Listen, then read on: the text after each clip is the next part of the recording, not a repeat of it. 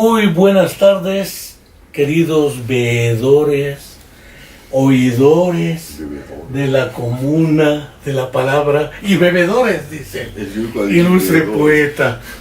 No quiero dejar de agradecer al poeta, man que le pese a cierta gentucilla del gobierno de Grácula, no digo nombres para no herir susceptibilidades, por su tiempo, su disposición para poder estar en la comuna de la palabra charlando y en buen diálogo. Sí lo voy a dejar hablar, si no me va a escribir una carta pública mandándome al carajo y no voy a ir, que es lo peor. Pero al ilustre poeta Javier Sicilia no quiero dejar de agradecer su generosidad y su tiempo. Muy buenas tardes, señor. Muchas gracias. Gracias por la invitación a la comuna de la palabra y pues por otro diálogo más que hemos siempre tenido. No quiero tampoco dejar, como lo hacía permanentemente en la universidad a debate, de señalar que una semana más y la mentira histórica adicionada con los estudiantes de Guadalajara, los estudiantes de cine, más los que se han acumulado sistemática y periódicamente como desaparecidos y como asesinados, no podemos pensar menos que lo que decía el buen dirigente del Partido Comunista Suizo de hace algunos años, que la guerra no es solamente el conjunto de confrontaciones bélicas y en consecuencia que la paz no es ausencia de guerra. La paz, y que Javier de eso sí sabe, con justicia y dignidad, trasciende con mucho a la cuestión de la guerra. No quiero dejar tampoco de mandar un saludo, como cada semana lo hago, a Angélica, para recordarle que seguimos esperando a Viridiana, nuestra querida estudiante de la Facultad de Psicología de la UAM, que ya prácticamente 5 años y más desaparecida.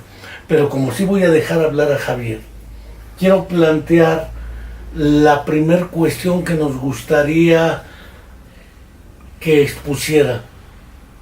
La postura no solo de Javier Sicilia, sino de los grupos de víctimas a los cuales él conoce, ante la situación de las coyunturas electorales estatal y federal, en virtud de que muy pocos candidatos de todos los que se mencionan, candidatos a diputado, a presidente municipal, a la presidencia de la República, han hablado de las víctimas.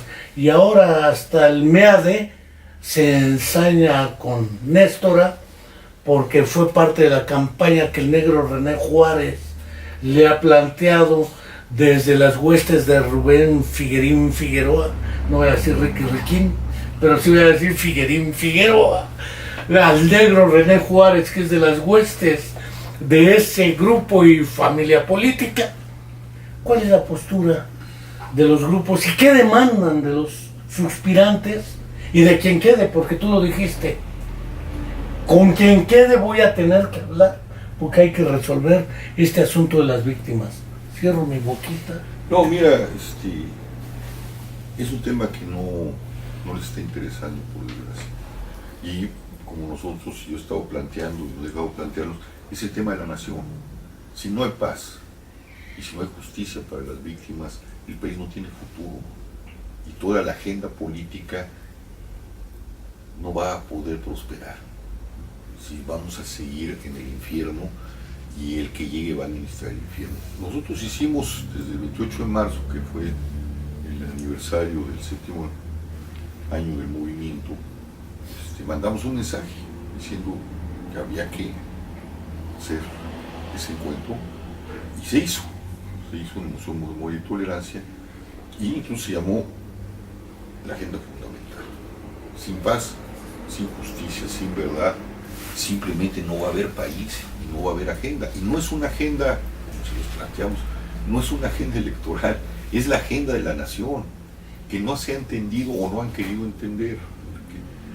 Cuando yo, en 2011, cuando salió el Movimiento por la Paz y fuimos a Juárez a firmar un pacto, el pacto se trataba de eso, no era un pacto entre partidos, no era un pacto como después hicieron o lo han hecho o lo hacen entre las clases políticas, no, era el pacto de la nación, una agenda común.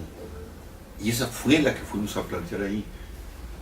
La agenda con 4 ejes fundamentales,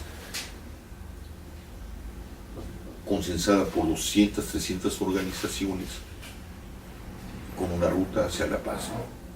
No logramos ese consenso. Y la idea era que se consensara a nivel federal, a nivel de los candidatos presidenciales, y después esa agenda que es general se fuera viendo particularmente en cada estado. Aquí debemos de haber tenido un encuentro parecido. No hay manera. No quieren asumir la responsabilidad frente a las víctimas. Y las víctimas lo que estamos demandando es justicia y paz. Y sin paz no va a haber justicia, porque lo único que se va a seguir acumulando el dolor, el horror, y las instituciones que hemos creado para eso, como la Comisión Nacional de Atención a Víctimas, pues se volverá un embudo. No puede responder a las demandas de tantas víctimas que van creciendo casi exponencialmente. Sí, porque las víctimas no son solamente los desaparecidos o los asesinados, son las familias que envuelven esa dinámica, los que sobreviven a esta situación. ¿Con qué calidad de vida sobreviven? Exactamente.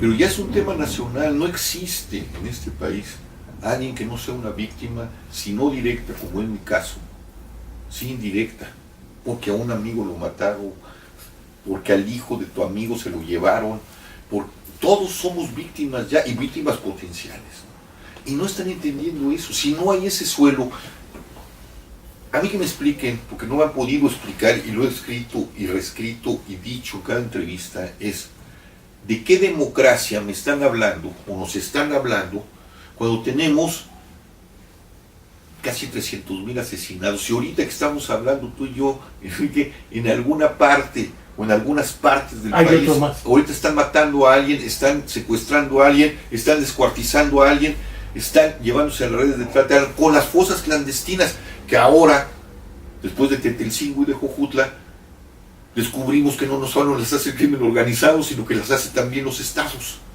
Cuando Graco Ramírez cínicamente dice, cuando le ponemos enfrente las fosas de Tetelcingo, que él había dicho que estaban correctamente, y ahí están, hemos entregado 11 cuerpos, y hay 6 más o 7 más que están esperando ser entregados. Dice, es una práctica común de todas las fiscalías. Eso es una acusación, o una confesión más bien, de crímenes de lesa humanidad.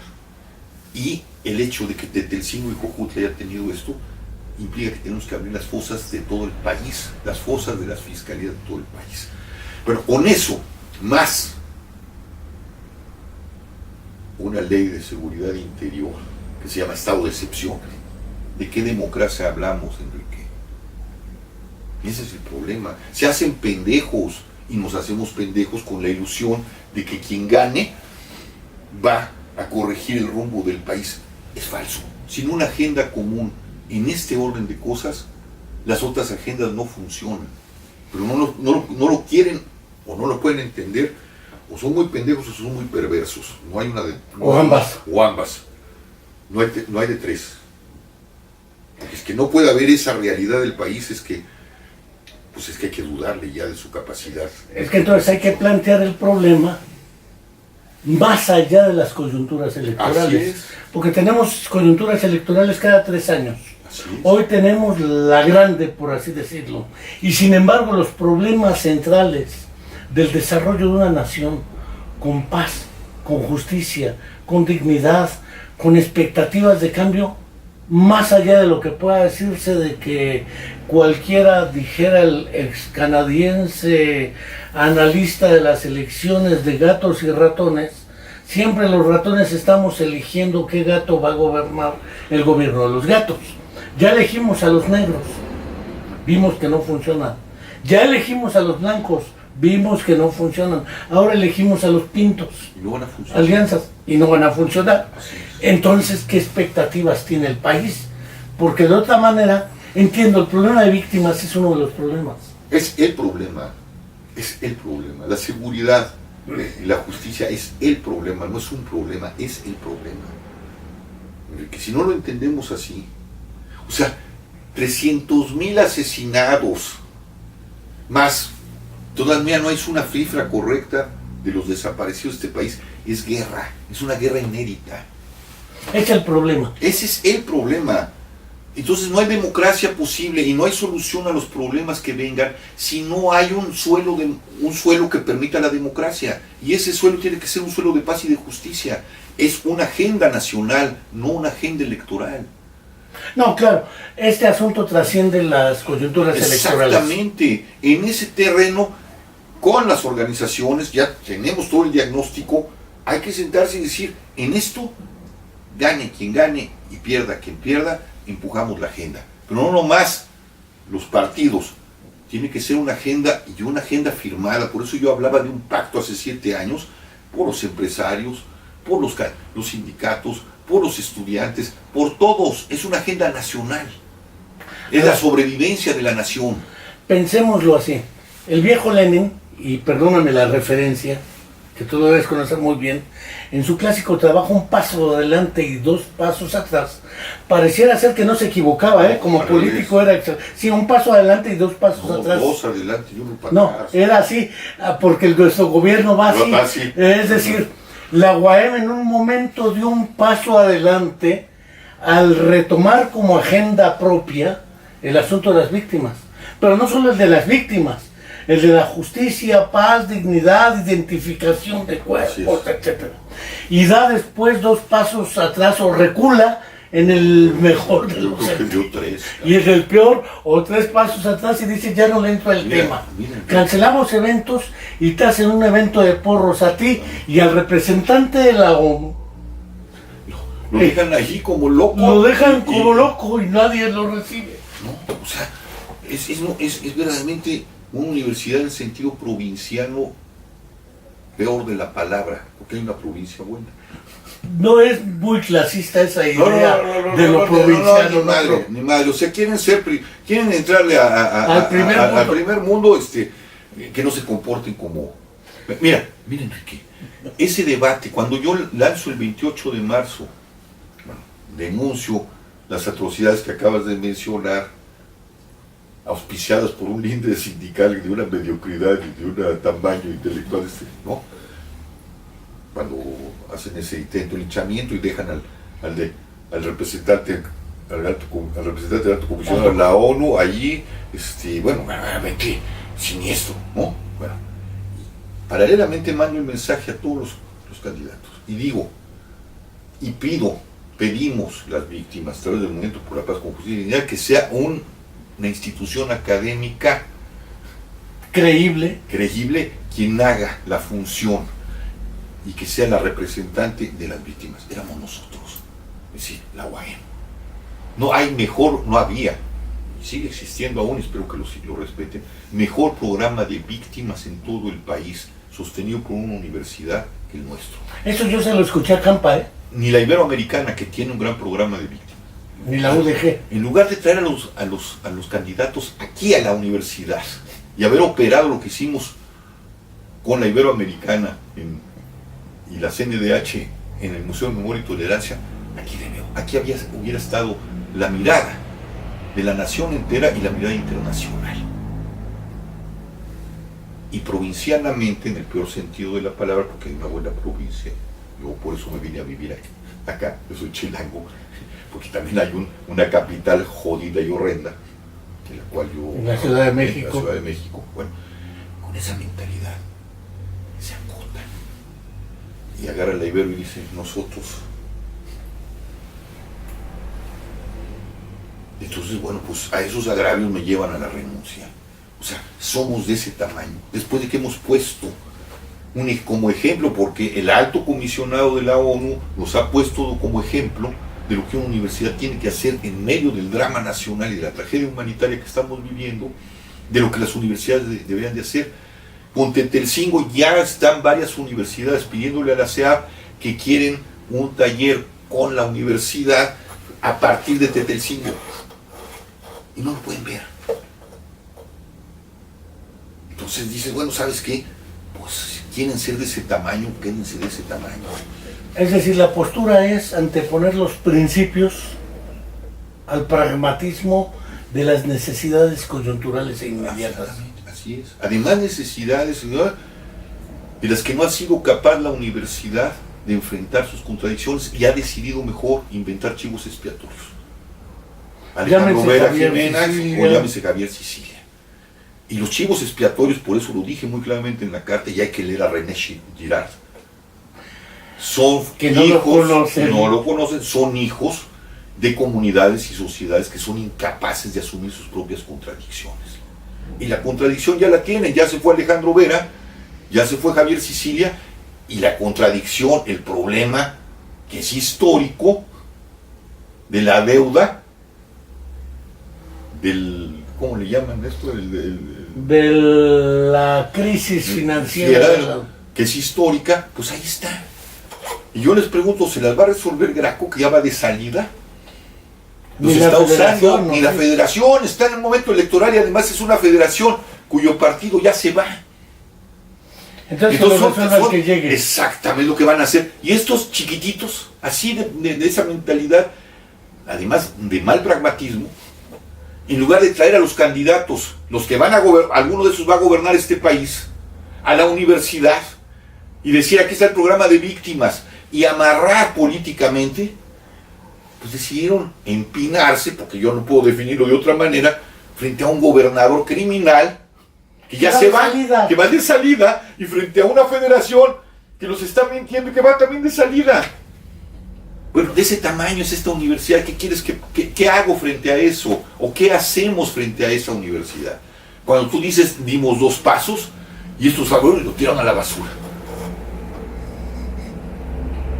Yo quiero saber cuándo nosotros nos metimos con algún programa universitario. Digo, bueno, las universidades han sido un referente del pensamiento crítico, de la libertad de pensamiento, libertad de cátedra, de expresión, de autonomía, y prefieren doblegarla a intereses verdaderamente siniestros y que no van a resolver el problema. A ver, salgamos un poco de la universidad, sí, aunque me queda claro que es un punto inevitable. Pues ni modo, no es inevitable. Y la universidad es la universidad. Y yo también sigo ahí ahora como jubilado. Pero el problema segundo que tenemos, entonces, ¿qué perspectiva o esperanza o prospectiva tiene México? Porque efectivamente con los candidatos que tenemos, no prejuzgo, tú lo dijiste clara y públicamente, no voy con ninguno. Con el que ganen nos sentamos a hablar, sea federal o estatalmente. Entonces no vas con ninguno, ni estatal ni federalmente, ni los grupos de víctimas. O sea, yo voy con la agenda, y esa agenda es una agenda, como vuelvo a decir, nacional. No importa, gane quien gane. No, pues uno tiene que arar con el güey que le ponen. O decía un amigo yo no voy a ir a las urnas, ¿no? Como decía un amigo del cual sí me acuerdo su nombre, me mandaron a arar, pero no encontré bueyes, encontré puro burro. Sí, pues haremos con burros. Haremos con burros, cabrón. Y trataremos de hacer los amares hasta que la nación entienda que en este asunto tenemos que tener consensos absolutos y que no podemos seguir buscando la paz a través de la violencia. O para usar unas categorías que está usando Roberto Ochoa, el director del PUEC, sí, con una política securitarista. El PUEC. El PUEC. Pero traduzcámoslo a los mortales que nos escuchan. ¿Qué es el PUEC? El programa universitario de estudios de la complejidad y formación ciudadana. Es decir, es parte también de esa trayectoria de la universidad. Es, que ahí está, y ahí está bien sólida. Y ahí están las grandes aportaciones. Bueno, el modelo que quieren, con excepción de AMLO, porque AMLO ya más o menos intelige, eso no quiere decir que entienda y que vaya a ser, pero entiende mejor que los otros, ¿no? El modelo no puede seguir siendo securitarista, es decir, basado en la violencia y en la vigilancia, y utilizando a las víctimas para apuntalar un proyecto. Lo que es el control de la conducta. Exactamente. Necesitamos un modelo humanitarista, que es el que planteó el Movimiento por la Paz y es el que está llevando a cabo el PUEC a través de los procesos de la no violencia. Y en Morelos alguien intelige, aunque no lo entienda este asunto. Pues está Alejandro Vera, porque él apuntaló este proyecto. Sería penoso que no lo entendiera. Digo. No, claro que no, creo que es el único que entiende la agenda y que la está llevando. Eso no quiere decir que... No quiere decir que pero es mejor. el organismo que representa se va con Alejandro Vera y con el Panal. Exactamente. Ahí, pero Alejandro Vera es el que entiende esto. Yo creo que es el que más claridad tiene con respecto a cómo enfrentar el problema este y otros, ¿no? Porque van de la mano. Simplemente lo que pasa es que no hay micrófono para Alejandro Vera. No, porque no hay es un negocio. suficiente micrófono para Alejandro Vera, ¿no? Pero yo creo que hay que oírlo para ver la claridad en ese sentido de sus posturas. Eso no quiere decir que yo vaya a votar por el Panal, no sé si les digo. O por Alejandro Vera. O por Alejandro Vera, no, yo allí no voy a convalidar, y por eso no estoy con él, no voy a convalidar una estructura en la que no creo. Pero una pregunta así que muchos hacen cada vez que Alejandro publica algo, o que su equipo de campaña publica algo. ¿Cuál es la postura de Javier ante Alejandro Vera? No ante el Panal. Ante Alejandro Vera. Porque hay un pleito, se peleó Alejandro Vera con Javier Sicilia o yo, Javier con en mi amistad, y cada vez que puedo platicamos y yo le doy mis puntos de vista y mi apoyo si llega sabemos que trabajaremos juntos. Pero yo no voy a acompañar una campaña en la que no creo, porque no creo en las partidocracias, ¿no? Y eso se le quedó muy claro desde hace... Lo has hecho público desde siempre. Desde siempre, y cuando Alejandro, antes de que dejara la universidad, yo le dije, si vas a una candidatura, yo no voy, la que sea, no voy. ¿Sabes? Tampoco llamas a votar por Alejandro Vera. Yo llamo a votar por Alejandro Vera y por AMLO, pero yo no voy a votar. O sea, si van a ir a las urnas, usen bien el voto. Yo no voy a ir a las urnas. ¿Sí? Pero si me preguntan, oye, ¿y si voy a las urnas? Pues para AMLO, ¿por qué? Pues porque es el que nos falta para que ya nos acabemos de decepcionar. A ver, tú conoces muy bien por tu formación a Pere Casaldáliga. Sí. Pere Casaldáliga planteaba hace años en la agenda latinoamericana para los cristianos católicos un documentito que decía: no vote su voto al bote de la basura. Si no es para cambiar a su país, no vote. Si no es para que quede un representante del pueblo y sus... no vote. Pero si es para el cambio, vote. Pero no vote su voto al bote de la basura. Es un buen juego de palabras, no, el verbo votar. Votar. Hay formas de votar con B, ¿Con B? De burro y votar con B de vaca. Bueno, son dos tipos de animales un poco extraños para la sabiduría política, pero bueno, son los dos votos, ¿no? Aunque el como voto dijera, de la urna y el voto de... Aunque dijera el Fidel Velázquez clásico, la caballada está flaca. Muy flaca. Pero no son la caballada, es que no es un problema de personas, es un problema del sistema. Lo que hay que cambiar es el sistema. Así es. Y solo lo ni Alejandro ni AMLO. No, porque es la reproducción del mismo sistema. No sé si me explico. Ojalá fuera un asunto de personas. Lo resolvemos mañana. No, pues ya lo dijiste, votamos por el blanco, y ya votó, iba a venir el Pinto, iba a ser la misma historia. ¿Por qué? Porque la estructura ya nos da. Ya no podemos seguir pensando con este tipo de paradigmas. Decía Porfirio Muñoz Ledo, la gobernabilidad democrática de este país requiere un nuevo pacto y una nueva constitución política. Y una nueva forma de democracia. Y mira que cito a Porfirio Muñoz Ledo, que fue presidente nacional del PRI. Bueno, pero fue el primero que pidió hace mucho tiempo una nueva constitución, antes que nadie. Antes que Berto. Antes que Berto. Antes del impulso que de don Raúl Vera. Sí, el obispo. Del obispo. Para no confundir al obispo con el rector. Sí. Ahora, hemos estado entre la universidad, víctimas y Javier. Javier acaba de renunciar a la UAM públicamente.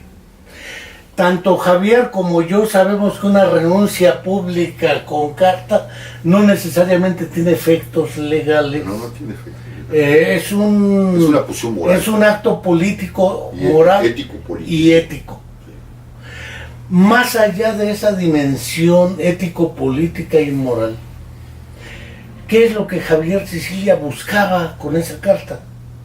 Que ha generado polémica, porque he leído desde ¿qué nos pide Javier? Yo dije, pues no creo que esté pidiendo algo.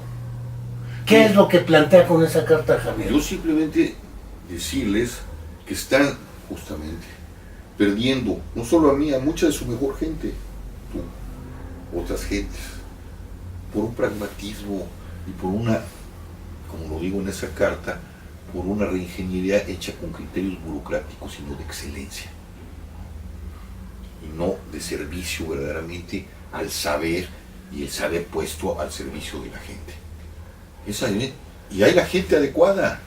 A mí mi enojo es cómo es posible que las mejores gentes, y sabemos que están y que existen dentro de la universidad y que son de mucho tamaño, se dejen someter y puedan aceptar que un líder sindical imponga los criterios porque Graco Ramírez así lo pretende, a la vieja usanza del PRI, que es controlar la universidad a través del porrismo. Eso es lo que no entiendo, y mi reclamo, y les puede parecer muy soberbio, es decirles, no se hagan pendejos, cabrones, que ustedes son mejores y son mucho más que la bola de porros que están sometiendo a la universidad y al rector Urquiza. Si lo pueden leer entre líneas, es eso. Es que después del golpe al Consejo Universitario, también Porril, así es, que recordarás muy bien, ¿sí? La opción más clara era Gustavo Urquiza. Por eso, pero para que Gustavo Urquiza marcara un rumbo decente, no para que le entregara a los intereses de Graco Ramírez y del porrismo a la universidad. Y esa es mi molestia con Urquiza. Yo sé que Urquiza no es eso, pero ha dejado que esos tipos se le trepen y le dicten el derrotero de la universidad. Y eso me tiene muy molesto. Porque además lo dijiste en la carta. Gustavo dijo que no había tal nómina dorada. Así es. Tú ganabas lo mismo que Urquiza. Y además ahí está publicitado, no hay nada. Un secretario gana tanto, un director gana tanto, un PITC gana tanto, que no me vengan con cuentos. Y lo permitieron. Y permitió que con el alto comisionado de la ONU, el representante del alto comisionado de la ONU, los porros generaron un clima de linchamiento. Jan Yaraf, ¿sí? Con el ombudsman internacional, ¿no? Y que todavía la rectoría, en un acto de empinamiento, de sometimiento, diga, es una opinión. Y libertad de expresión. Y libertad de expresión. Cuando el tipejo ¿cómo se llama? Mario Cortés, que es una verdadera... Vean al Machetes, cabrón, ¿no? Hay algo muy parecido, un poco más degenerado, ¿no? Pues ya bueno, quién sabe qué es. Dani Trejo, ¿no? ¿Sí? Ese tipo viene a decir que Javier Sicilia no puede, como universitario, entrar a la universidad y hablar de derechos humanos, y que la universidad, la agenda de la universidad, la agenda de los derechos humanos no es agenda de la universidad. Bueno, y la rectoría puede decir, esa una mera opinión. Bueno, por Dios, yo no tolero esas cosas. Vamos, ni el Consejo Universitario pudiera decir que un tema social relevante... No, los derechos humanos, digo, lo más que puedan decir que... Por Dios, que en una universidad puede decir que no, que los derechos humanos no es agenda de una universidad. Pues entonces, ¿qué está? ¿En dónde estamos? Eso es lo que me tiene enojado. Y que lo permitan las gentes más inteligentes, más brillantes que forman el Consejo Universitario, y que no sean capaces de protestar. Eso es indignante, es humillante. No solo para mí, es humillante para la propia universidad y para ellos mismos. Es decir, unos guardan silencio, lo cual los torna cómplices. Así es. Y otros, directamente, de acuerdo con esos grupos, favorecen esas acciones horribles. Parecía que ya habíamos superado eso y resulta que no, que un perredista disfrazado de rojo y de hombre de izquierda, lo único que hace es repetir y reeditar un priismo y una cosa que nos ha llevado a este debacle que está viviendo este país y este estado en particular. Entonces, más allá del proceso electoral no tiene solución. Entonces, como decíamos, las elecciones no tienen sentido ni van a resolver nada. Los partidos políticos, los caudillos, profetas, aunque a Andrés Manuel le dicen más que profeta, le dicen prácticamente el elegido de los dioses, le dicen el nazareno. Por eso la decepción que nos va a causar va a ser inmensa. El tamaño de la subida de la mirada que se tiene por una persona, o el tamaño de la santidad que le asignamos. Es el tamaño de la caída. Elías no cayó así. No, porque pues era un profeta y los profetas nos estaban persiguiendo a pedradas, ¿no? Nunca les iba bien. Ni era el Mesías, no, eran pues, profetas. Eran profetas. Aunque de Andrés Manuel dicen Mesías. Pero bueno, también al Mesías, al nuestro, lo crucificaron. Le dijera Alejandro al tuyo, güey. Lo crucificaron. Bueno, al nuestro, porque el occidente es impensable sin ese señor. También es impensable sin Mahoma y sin Alá. No. Históricamente Occidente, visto. Hablando, Sí, pero, yo hablo de Occidente. Occidente aislado del Oriente. El Occidente tocado, el Oriente judío tocado por el Occidente griego. Bueno, dejémoslo ahí porque este tema es espinoso, pero no necesitamos profetas, no necesitamos mesías, ni partidocracias, etc. Y es, algunos lo entienden, algunos, es que estamos en una crisis civilizatoria. Las crisis civilizatorias se dan a lo largo de la historia. La caída del Imperio Romano es una crisis civilizatoria. Claro. La llegada de la conquista aquí, la caída de Bizancio, la caída de Tenochtitlan es una crisis civilizatoria. La caída de los regímenes absolutistas es una crisis civilizatoria. El fascismo, nazismo, el falangismo, etc. Sí, o sea, pero esta es, no, pero yo me refiero a que esta crisis es tan grave, porque eso, el falangismo y todo eso, todos los totalitarismos son las pequeñas crisis que terminaron por desembocar en esta gran crisis civilizatoria. Es decir, ¿qué quiero decir? Que el paradigma o que construyó el Estado moderno, Hobbes, ya se acabó. Hobbes, Rousseau, Montesquieu, etc. Marx, los fascismos, Hegel, etc. Eso, que nació de la Ilustración, ¿no? con sus cosas radicales. Está liquidado. Está liquidado. Es decir, entonces es el parteaguas, está el vacío. Yo digo, hay que oír los balbuceos, hay que oír a los zapatistas, hay que oír a los ocupas. Los zapatistas entendemos el ZLN. El ZLN, ¿no? Hay que oír eso, que no son lo que va, pero son los balbuceos de lo que viene. Y ellos nos están diciendo, incluso el Movimiento por la Paz con Justicia y Dignidad, ya no es con este paradigma, es otra forma de democracia, otra forma de relación y de pacto social. Reeditar el Estado moderno o querer corregir el Estado moderno, simplemente no entender. Ya no es Hobbes, ya no es Luke, ya no es se desfondó con la caída del mundo de Berlín y lo que nos dejó el mundo liberal de su falsedad, se acabó. Cuando dicen la historia se acabó ahí, sí, esa parte de la historia se acabó allí. Es decir, ¿sí llegó el fin de la historia? No, de esta historia, que vamos a construir a partir de eso. Sí. Es ni otro paradigma, es ni eso. Capitalismo, ¿no? ¿Qué sucedió, ni anarquismo, ¿qué sucedió después de la caída de Roma? Algo nuevo. Ni Proudhon, ni Bakunin, ni nada. Pues ellos alguna idea el príncipe Kropotkin, pues un poco.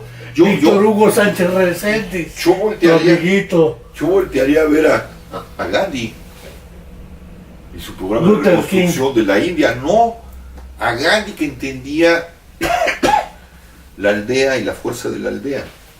Es curioso porque yo preferiría a Malcolm X. Sí, digamos, en su argumentación política dentro de la estructura política de los Estados Unidos está bien, pero Gandhi no es nomás eso, Gandhi es un programa económico y político basado en la no violencia y en lo que es la tierra y lo que es la aldea. Eso no lo tiene Malcolm X, ni lo tiene Luther King, ni lo tiene una chingada. El único que lo tiene es Gandhi y por ahí unos atisbos con Tolstoy. Bueno, León Tolstoy era... Y otros atisbos con Thoreau, de gringo. Sí. ¿No? Que es el padre de Gandhi. Thoreau. Entonces estábamos en que efectivamente prefieres a Gandhi más que a Fourier, más que... Y planteabas, es el fin de esta historia, pero no de la historia. Es el fin del pensamiento ilustrado y el fin de la otra cosa que acompañó el pensamiento ilustrado, que es la revolución industrial. Pero no está claro aún que sí. No, por eso digo, es una crisis civilizatoria donde hay una franja todavía vacía, donde hay balbuceos.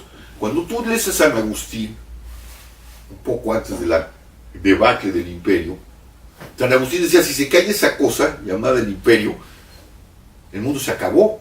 Era la época apocalíptica y de alguna forma... Sí, Agustín de Hipona era... No, dice, se va a acabar el mundo, van a ir los bárbaros. Llegaron. Y llegaron con las cruzadas, que no fue lo que vio Agustín de Hipona. No, pero bueno, después vino la conversión. Pero ¿qué venía allí? No había nada. ¿Quién resuelve eso? Unos señores... Son rupturas, según tú. Sí, pero son caídas. O sea, ya no hay nada. Viene la decadencia, aquellos que quieren subir al imperio, así como estos que quieren llegar a la presidencia. No hay tercera ley de la dialéctica a lo Engels. No hay superación de la contradicción. No. Había unos señores que se llamaban los padres del desierto, que cuando Constantino le da rango imperial a la iglesia, ellos dicen que no ven factible y compatible el evangelio con una política de Estado y se largan. Se largan a los desiertos de Egipto, a los desiertos del Medio Oriente, y fundan esas cofradías llamadas los padres del desierto. Sí, los cofrades. ¿Sí? Los que después van adquiriendo mucha fuerza porque la gente en medio de la debacle los va a buscar. Y ellos tienen una sabiduría, está todo, bueno, está tomos y tomos de la sabiduría de los padres del desierto. Cuando San Benito los estructura con el monasterio, estos bajan en la debacle del... Sí, una crisis sin solución. Estos llegan y crean el feudo, el feudalismo. Sí, claro. ¿Sí? Y ahí tiene que ver Benito. Exactamente. Tú dices San Benito, aunque yo digo Benito. Benito, bueno, ese señor cuestiona toda la sabiduría de los padres de la iglesia, que se opusieron a la relación de la iglesia con el imperio, porque ni la iglesia imperial pudo salvar el problema, y estos van a salvar con una forma nueva, que viene un poco del pasado, pero nueva, que es el feudo.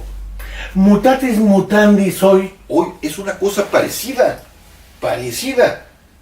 Esto que señoreó, no como el Imperio Romano, porque ahora la cosa es más rápida. El Imperio Romano se echó 10 siglos. De 1789, un poco antes, porque los ilustrados son anteriores, a la caída del muro de Berlín, a los pocos años que el neoliberalismo y el liberalismo nos enseñó la cara monstruosa que también eran.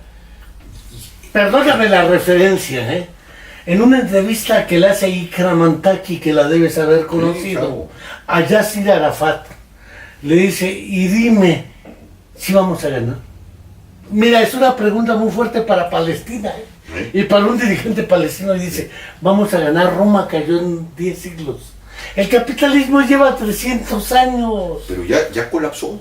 Bueno, yo me acuerdo que en los 70 decíamos a la vuelta a la esquina cae el capitalismo. No, ya. Sigue estertoreando por ahí. Pero el colapso es este. O sea, ya ni es el capitalismo, son los flujos de capital. Es el imperialismo bárbaro. O sea, la barbarie pura. ¿Por qué? Porque los criminales de cuello blanco y los criminales del crimen organizado son superiores, dice AMLO, a los bebés del narco. Sí, pero bueno. No, pero son la misma cosa. Eso dice AMLO. Sí, pero AMLO no quiere ver que está entretejido, porque AMLO sigue viviendo de un paradigma viejo. Él cree que el Estado se puede reformar. No más viejo que el de los otros. No más viejo, porque siguen creyendo que esa cosa se puede reformar. Ya no tiene reforma. Necesitamos un Hay que paradigma. liquidarlo, dijera el buen Ho Chi Minh. Hay que dinamitar esto y construir volver algo. a una filosofía de los límites. También. Y mira, Y que Illich. cité a Ho Chi Minh. Sí, pero yo estoy... Perdóname la cita, pero era claro porque coincide con lo que dices. Sí, Hay que dinamitar esto y sobre esto construir es que ya algo. no lo tenemos que dinamitar, ya se dinamitó. El asunto es que no nos queremos dar cuenta. Sí, cabrón, pero tenemos 300,000 muertos. Por eso. Tenemos si no podemos casi ver eso, 100,000 si desaparecidos. no podemos ver Tenemos la seguridad psicológica y ontológica liquidada. eso. Ahí está. Pero a ver, ¿a qué se debe esa monstruosidad? A este modelo de desarrollo. Así es. A que el paradigma fundamental, que es lo último que queda de esa historia que ya colapsó, es que el centro de la vida, y ya lo vio Illich, el único valor es el económico. Ese paradigma hay que borrarlo. Tenemos que volver a poner al hombre sus límites y los límites con la naturaleza en el centro del nuevo paradigma. Pero hablas de Illich hace 40, 50 Sí, años. pero Illich es más moderno que hace No, 40 años, me más queda actual. lo mismo que Marx. O lo mismo que cualquiera otro.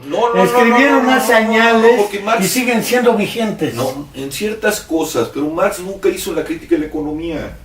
Marx, hay que entender, era un hombre que creía en el industrialismo y creía en el capitalismo y quería domesticar esa cosa que es indomesticable.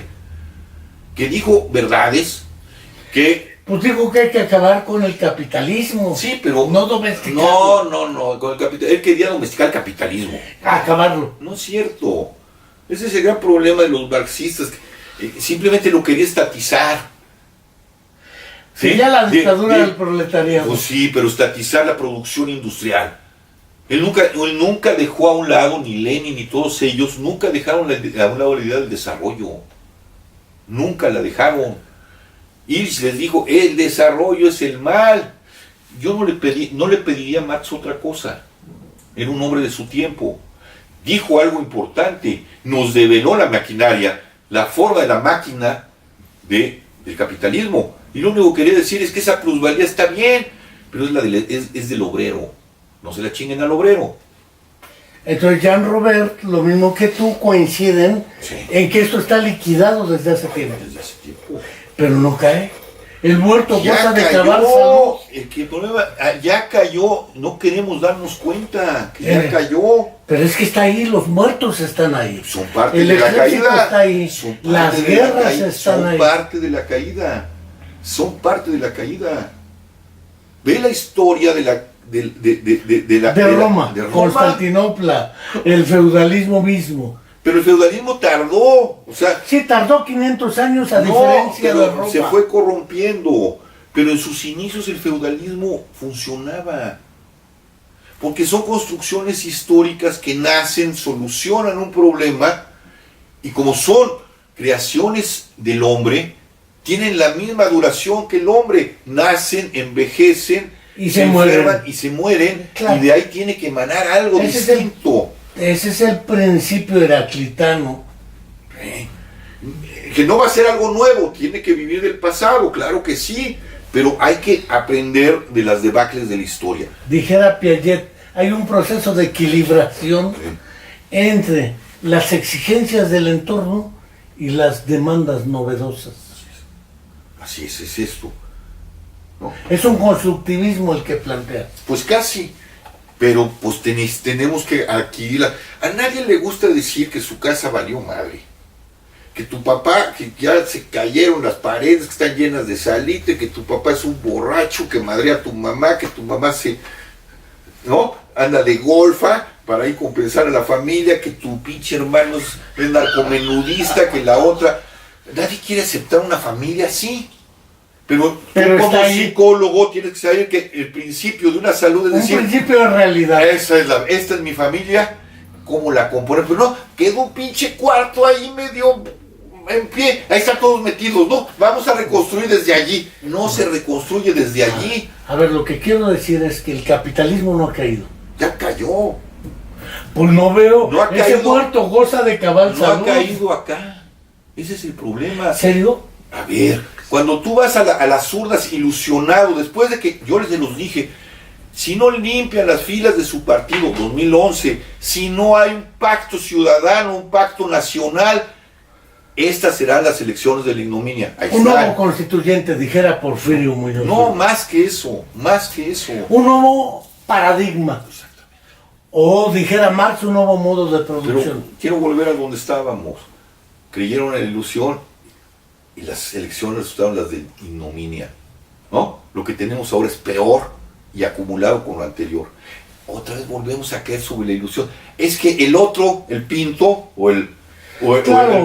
este va a resolver. O Por eso yo digo, vayan y voten por él, para que la decepción y la conciencia de que esto ya reventó y que no podemos seguir reconstruyendo desde ahí, sino desde otro paradigma, no lo vamos a entender. Entonces, según tú, Alejandro, verás la decepción también. También, porque no lo van a dejar gobernar. Tiene que cumplir su función. Así es. Pero hay que votar por Vera. Pues si van a las urnas, voten por Vera. Yo no voy a votar por Vera, no voy a votar por nadie. No convalido eso porque yo ya me di cuenta de la falsedad de eso. En mi cabeza, para mí esto ya se cayó. Pero te quieres equivocar.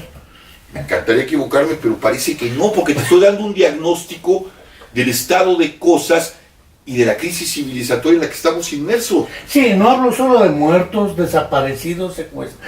Tenemos secuestrada nuestra identidad y nuestra ¿cuál país? seguridad ontológica. Todo eso. No hay en realidad hoy algo por lo cual podamos decir, defiendo esto. Pues no, tenemos que reconstruir desde las ruinas, con los basamentos los buenos basamentos que podemos encontrar del pasado en esas ruinas. Esa es mi posición.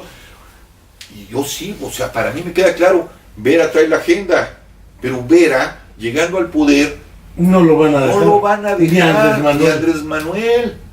No hay forma de resolver esto porque ya quebró. ¿Tú recordarás Novecento de Bertolucci? ¿Qué? ¿Es eso?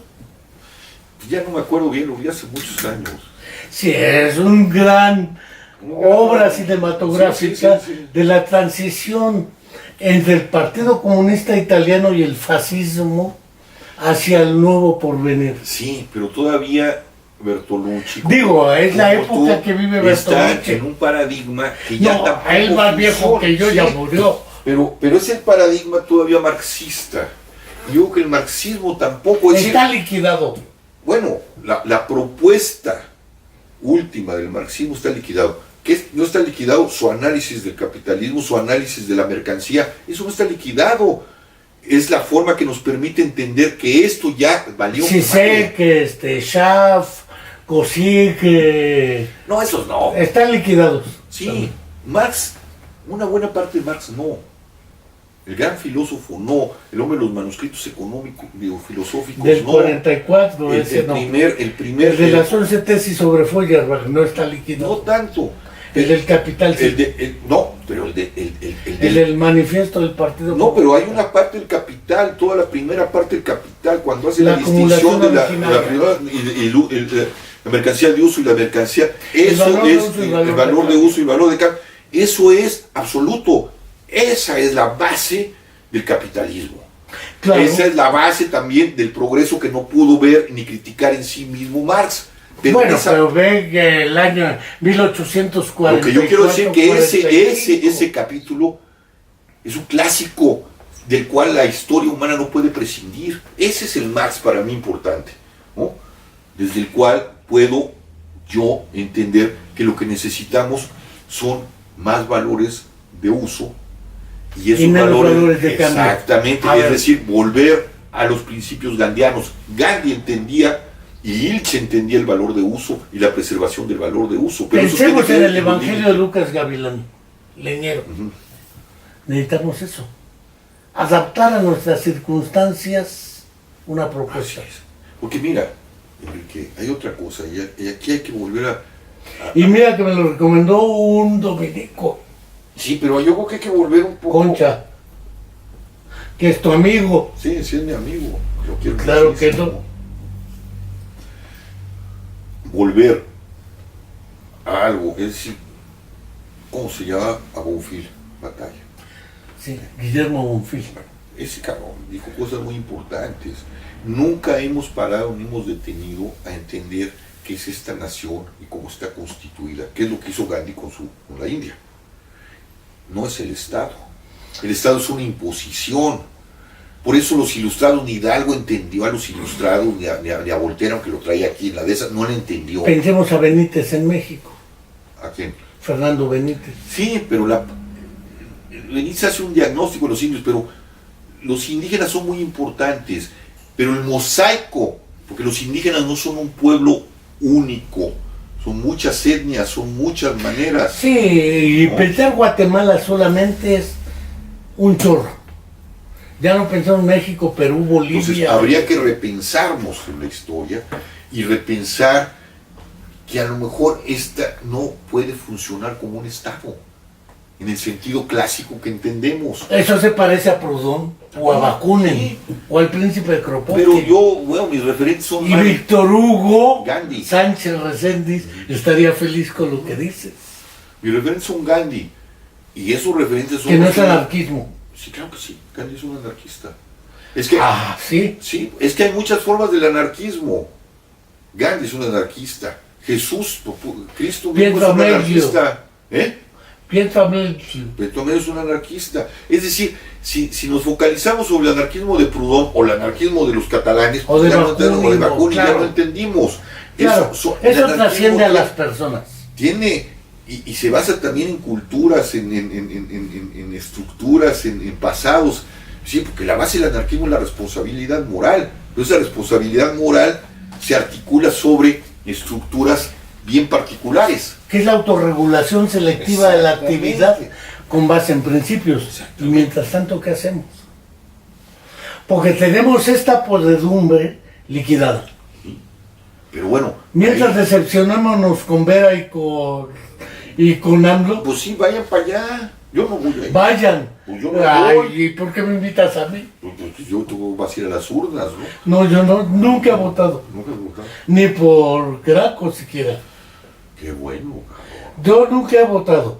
Pero fuera de eso, el problema es, fuera de los mitos de que tu voto te lo contratan, fuera de esas pequeñeces, el problema de fondo es, ¿qué futuro le ves a esto? Ahorita ninguno. Es decir, tirarnos a la cama y Mira, esperar a que haya futuro. te voy a hablar desde mi cristianismo. Mismo. Mi gandismo, pero esto más bien es una tesis cristiana.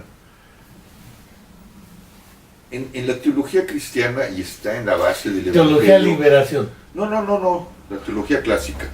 Y en la base del Evangelio, que es donde se articula, hay algo que abandonó la iglesia, que es la teología escatológica, el fin de los tiempos. Sí. El Apocalipsis. Sí, pero antes del Apocalipsis está los tiempos penúltimos, ¿no? O sea, yo creo que hay un tiempo del fin, no el fin de los tiempos, esos son los tiempos penúltimos. Ese es un tiempo del fin. Pensemos en Agustín de Hipona. Agustín de Hipona hablaba de un tiempo del fin, él creía que, incluso él creía, estamos en los tiempos Anselmo del de Canterbury hablaba de ello fin. también. Sí, ahí todavía estaba Todavía bien San Anselmo. importante el tema escatológico. Yo creo que vivimos un tiempo del fin, no el fin de los tiempos, por eso digo que Vivimos un tiempo escatológico. Ajá, exactamente. Cuando llega ese tiempo, que es el que estaba viviendo San Pablo, porque hay que entender, Hablas de Pablo de Tarso. sí, hay que entender que San Pablo y las primeras comunidades, ellos se creían hombres de los últimos tiempos, recién creados en Cristo y en espera de su inminente regreso.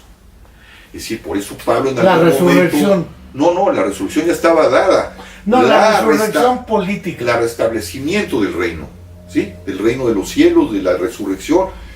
Habrá, incluso dice San Pablo, creo, habrá unos que no morirán. Él se creía que no morían y que los muertos iban a resucitar. Claro. ¿Sí? Bueno, ¿qué hicieron frente al imperio? Frente al tiempo del fin, frente allá.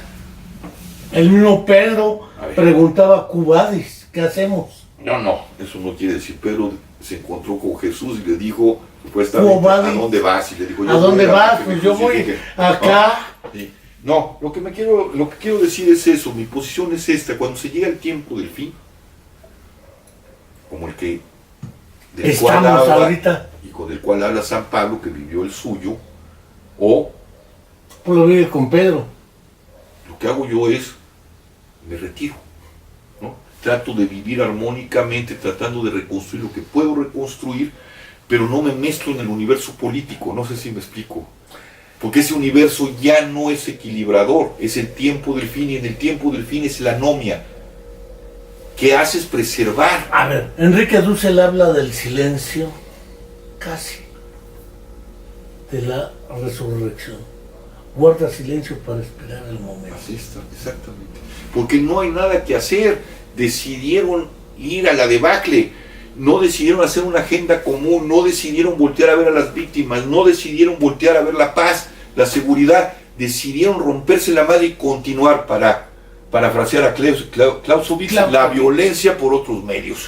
Sí, pues la política para Clausewitz. Frente a eso, yo digo, esta es la agenda, o otros decimos, esta es la agenda. No la quieren tomar, me retiro y veo cómo se van a hacer pedazos y cómo nos vamos a encontrar con AMLO, con MID, con el rector, ex-rector, con el chamaco Anaya, con el que sea, nos vamos a encontrar con la misma basura, con el infierno mismo, ¿no? Entonces, ¿para qué administrar el infierno? Porque ellos quieren administrarlo. Están empeñados. Alejandro Vera dice que lo quiere transformar. Sí, pero no es por ahí. ¿Tú le crees? No puede. Creo en su intención, pero miro la realidad. ¿Crees en él? Sí, en pero no Vera. crees en la... Está metido en la estructura que lo limita. Es una especie de esquizofrenia, es lo mismo que le pasa a Álvarez y Casa. Álvarez y Casa. Viven en una esquizofrenia, perdón, digo, con todo lo que lo quiero al rector. Casi mi sobrina. ¿Qué tiene que ver esta agenda con esta? Mi sobrina que quería ser jefa de gobierno del DF.